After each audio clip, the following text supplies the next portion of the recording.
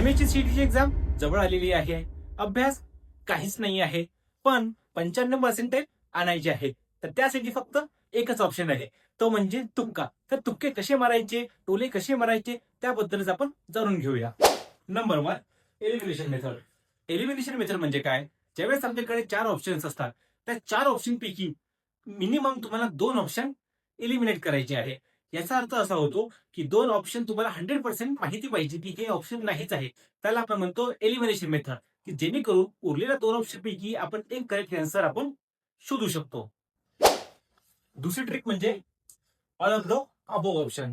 Majority of the times तर तुमच्या options मध्ये ऑल ऑफ द अबोव्ह हे जर ऑप्शन असेल तर there is a lot of chances हे तुमचं करेक्ट ऑप्शन राहणार. आणि मग ऑल ऑफ द अबोव्ह हे जर ऑप्शन नसेल तर there is a lot of chances की तुमचं ऑप्शन नंबर बी हे करेक्ट असणार.